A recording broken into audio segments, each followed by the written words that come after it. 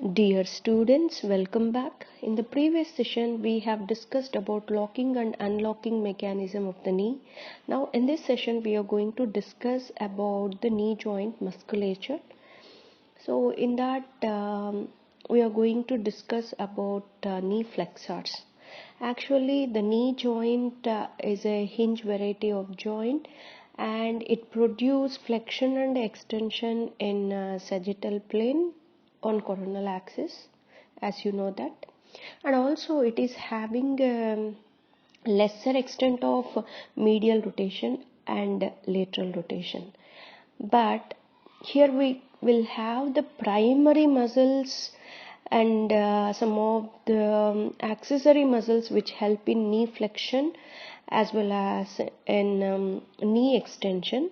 So those same muscles are going to help to produce the medial rotation and lateral rotation.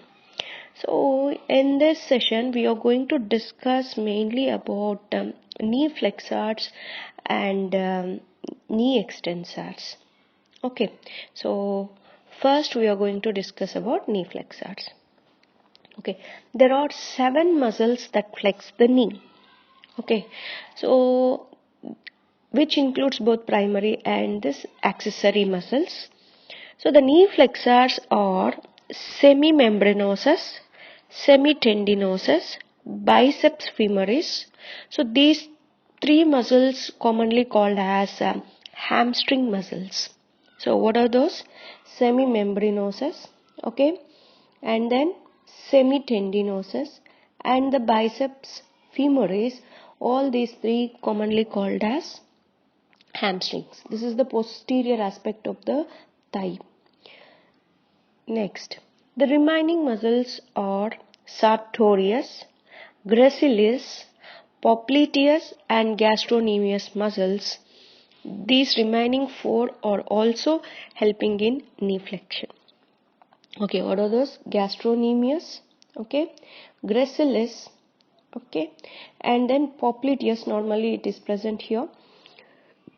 We'll see in the next week. Popliteus and gastrocnemius muscles. Okay, so sartorius we can see on the anterior aspect.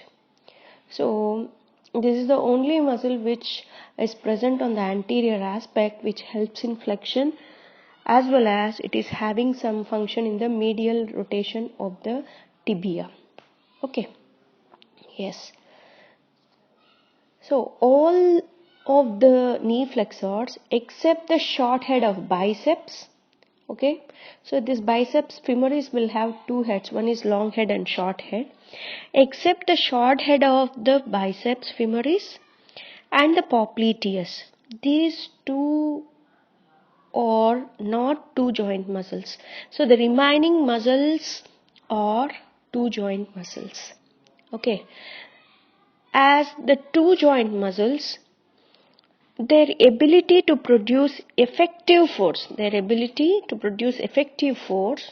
can be influenced by the relative positions of the 2 joints. So these 2 joint muscles, so that means the muscles which are crossing 2 joints can be influenced by the relative position of the 2 joints over which they are passing. Okay, and the 4 of the flexors, that is popliteus, gracilis, semimembranosus and semitendinosus muscles are considered to medially rotate the tibia on the fixed femur, while the biceps femoris is considered as the lateral rotator of the tibia. That means when the femur is fixed, then these muscles are going to help in rotation of the tibia medially as well as in the lateral side. So for the medial rotation, what are the muscles which help in medial rotation when femur is fixed? So the popliteus, gracilis, semimembranosus and semitendinosus muscles. Okay, for lateral rotation, biceps femoris muscle. Okay, now we will see the hamstring muscles. So what are the hamstring muscles? Semitendinosus, semimembranosus, and the biceps femoris are known as hamstrings. These muscles will originate on the ischial tuberosity of the pelvis. As we know that ischial tuberosity, which is divided into like this parts, upper parts and the lower parts. So from these parts, this semitendinosus and the semimembranosus or biceps femoris are going to originate. So these muscles insert into the posteromedial and anteromedial aspects of the tibia. So all these muscles are going to insert posteromedial, so posteromedial side as well as the anteromedial side of the tibia. Okay, next. So in that the semimembranosus and semitendinosus insert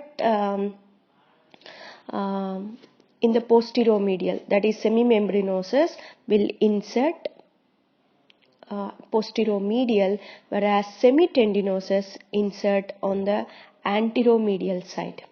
Okay, now the semimembranosus muscle has fibers that attach to the medial meniscus that we have already discussed in the previous session. So these attachments assist the knee flexion by facilitating posterior motion of the medial meniscus during active knee flexion. Okay. Next, the semimembranosus muscle has a fibrous septum that separate into distinct proximal and distal compartments. Okay, because of the separation of proximal and distal compartments, so this will have some action both on the hip as well as at the knee joint. For which muscle? Semitendinosus muscle. Next, coming to the biceps femoris, this biceps femoris is having two heads, both of which insert on the lateral condyle of the tibia. Okay. Now, and the head of the fibula also. So this biceps femoris muscle is going to insert on the lateral aspect of the condyle of the tibia as well as the head of the fibula. The biceps femoris tendon may be attached to the iliotibial band and retinacular fibers of the lateral joint capsule. So this one also we have discussed in the external retinaculum. Okay, so a set of attachments that implies that biceps femoris is having a stabilizing role at the posterior lateral aspect of the joint. That means very important, the biceps femoris muscle, because of its attachment to the iliotibial band, okay, and also the retinacular fibers of the lateral joint of the capsule, this biceps femoris is having a stabilizing role at the posterior lateral aspect of the joint. Okay, next, coming to the short head of the biceps femoris, which does not cross the hip joint, and therefore it is having a unique action at the knee joint only. Okay, so this is about the hamstrings, and also this hamstrings is crossing both the hip and knee. So at the hip, this hamstring acts as an extensor, at the knee it acts as flexors. Okay, now we'll move on to the gastrocnemius. Here the gastrocnemius muscle arises from the posterior aspects of the medial and lateral condyles of the femur, okay, by two head. It inserts into the calcaneus by way of the calcaneal tendon. Okay, and these two muscles are going to insert as a calcaneal tendon. Okay, except for the plantaris, which is commonly absent, the gastrocnemius is the only muscle at the knee that crosses the ankle and the knee. Okay, this gastrocnemius is the only muscle which is crossing both the knee joint as well as the ankle joint. Because of its insertion, it is what you call calcaneum, normally, which is present in the below the talus bone. That is, this bone is present as subtalar. So definitely this tendon is crossing the ankle joint on the posterior aspect, whereas this gastrocnemius, which is originating from the femoral condyles, so it is crossing the knee joint. So on the both the aspects, at the both the joints, knee joint and ankle joint, was crossed by this gastrocnemius muscles. Okay. So except for the plantaris muscle, the gastrocnemius is the only muscle at the knee which is crossing ankle and knee. Although this gastrocnemius generates a greater plantar flexor torque at the ankle, it makes a relatively small contribution to the knee flexion. Okay, that means, as we know that if any muscle which is crossing at the two joints, so if that muscle which is creating more torque in one joint, definitely in the other joint it is producing lesser torque. Okay, and then only in fact, when someone goes up on their toes, that means they will plantar flex on their ankles, and then only slightly flexes the knee. The gastrocnemius will relax. The gastrocnemius will relax, leaving the maintenance of position to the soleus muscle in that position. Okay. Yes. Next, the gastrocnemius becomes actively insufficient quite easily, rather than working to produce knee flexion in such kind of positions. The gastrocnemius appears to be effective in preventing knee joint hyperextension. So the main function here is that the gastrocnemius appears to be effective in preventing knee joint hyperextension. Okay, so this paralysis of plantar flexors is classically accompanied by snapping back of the knee into the hyperextension in the final stages of single limb support during walking. So from observing this abnormal response, we can conclude that gastrocnemius must contribute substantially to resisting the very large extension torque at the knee joint at this point in the gait cycle. Okay, the gastrocnemius appears to be a less mobility muscle at the knee joint than a dynamic stabilizer.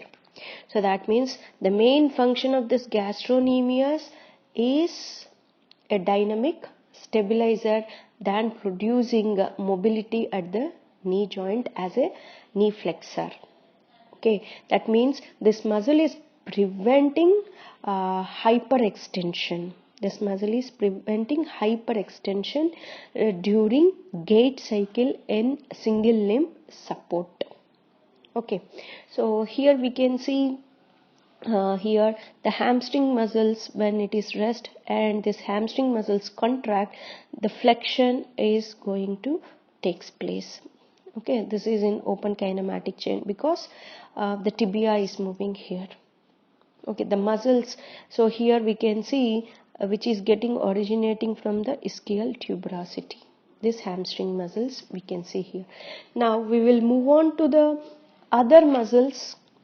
So what are the other muscles remaining? Sartorius, gracilis and popliteus muscles. Now we will see those muscles. Yes. So now we will see the sartorius. This is the muscle arises anteriorly from the anterior superior iliac spine, okay, of the ilium and crosses the femur to insert into the anteromedial aspect of the tibia. Okay, so tibial shaft posterior to the tibial tuberosity. Although it is a potential flexor and medial rotator of the tibia, activity in the sartorius more common with hip motion than with knee motion. So it is having a potential effect as a flexor and medial rotation of the tibia, but it is having a common action with hip motion. Okay, so it appears to be relatively may goes to active insufficiency, since it equally active at the hip with the knee flexed and with the knee extended. But because of its cross-sectional area of the muscle, which is going to be less active insufficiency. Okay, so normally we can't see the active insufficiency in this muscle because of its cross-sectional area. Okay, yes, and this muscle will work equally active at the hip with the knee flexed as well as in the knee extended. This thing we have already discussed in the hip musculature.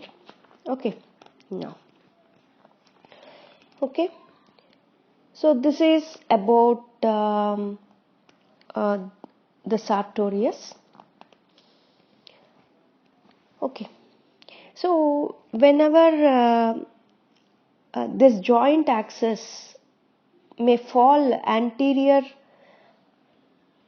to this muscle sartorius, and also it may act as mild joint extensor than the knee flexor also. This is another important thing. Okay, now, so this is about the gracilis sartorius muscle. Now we will move on to the gracilis. So this is the gracilis muscle here. So sartorius we have finished. Okay, sartorius, yes. Next one is gracilis. The gracilis muscle arises from the inferior half of the pubic symphysis. Okay, and pubic arch, and inserts onto the medial tibia by a common tendon with the sartorius and semitendinosus muscle. Okay, so gracilis, sartorius and the semitendinosus are going to attach on the tibia as a conjoint tendon. Okay, okay, so this muscle, this gracilis, it is not only a hip joint flexor and adductor, but it can also flex the knee joint and produce slight medial rotation of the tibia. So these are the accessory muscles actually. These are not the prime flexors of the knee. These are accessory flexors which is having both the functions. As this muscle is crossing at the two joints, it is having hip joint flexor and adduction for this gracilis, and because of its insertion and or crossing over the knee joint, and it is getting inserted into the medial side of the tibia, so it is producing slight flexion because it is falling on the back side of the knee joint and helps in the flexion, and also which is getting inserting at the medial side, so it helps in medial rotation of the tibia. Okay, so this gracilis, apparently become actively insufficient readily. Okay, so in sartorius we can't see such kind of insufficiency, but gracilis is becoming actively insufficient. However, ceasing activity if the hip and knee are permitted to flex simultaneously. So when this insufficiency is going to reduce means, so both hip and knee are going to flex, then this active insufficiency of this gracilis is decreased. Okay, another important thing, the gracilis, semitendinosus and sartorius, all these three three muscles will have a common tendon, and which is getting inserted on the medial aspect of the tibia, anteromedial aspect of the tibia. Such insertion gives a shape of goose foot. Okay, so it is called as this common tendon, this area of these three muscle insertion combined to called as pes anserinus. Okay, and these three muscles, because of its insertion, appears to be function effectively as a group to stabilize the medial aspect of the knee joint. Very, very important. So these three muscles combined to give stabilization at the medial aspect of the knee joint. Okay, this is very, very important. These are very, very important. So which muscles are producing effective flexion, rotation, whether it may be medial or lateral, which muscles are giving stabilization to the knee joint, whether they are giving stabilization in static conditions or in dynamic conditions. So everything you have to keep it in mind. Okay, yes. So this is the only other one joint knee flexors besides the short head of the biceps femoris is the relatively small popliteus muscle. Okay, so this one is the popliteus muscle. This popliteus muscle originates on the posterior aspect of the lateral femoral condyle, and it is attaches on the medial aspect of the tibia. Okay, these fibers of the muscle run medially across the posterior aspect of the knee joint. The popliteus muscle is a medial rotator of the tibia on the femur in an open kinematic chain. Okay, in an open kinematic chain, or a lateral rotator of the lateral rotator of the femur on the tibia in a closed kinematic chain. So this active popliteus muscle is considered to play an important role in initiating the unlocking of the knee. Okay, so this one we have already discussed in locking and unlocking mechanisms. Okay, so considered as the important muscle in initiating unlocking of the knee, since it reverses the direction of the automatic rotation. Since it reverses the direction of the automatic rotation that occurred in the final stages of knee extension. Okay, so it is important to note that unlocking of the knee joint will still occur effectively if the knee flexion takes place passively. Okay, the popliteus muscle is commonly attached to the lateral meniscus, as the semimembranosus muscle is attached to the medial meniscus. So both the semimembranosus and the popliteus or knee flexors, activity in these muscles will not only generate a flexion torque but will actively contribute the posterior movement of the two menisci on the tibial condyles, which should occur during knee flexion as the femur begins its rolling motion. Okay, and also the other important function here, the menisci's ability to distort during motion ensures that The slippery surface is present throughout the femoral range of motion. Okay, the medial meniscus is drawn posteriorly by tension in the semimembranosus muscle. The lateral meniscus is drawn posteriorly by the tension in the popliteus expansion. Okay, so the menisci will move posteriorly on the tibial condyle even during passive flexion. The assistance of the semimembranosus and popliteus muscles reinforces the movement and minimize the chance that the menisci will become entrapped and limit knee flexion. So these are all the functions of the knee flexors. In the next session we are going to discuss about knee extensors. Thank you.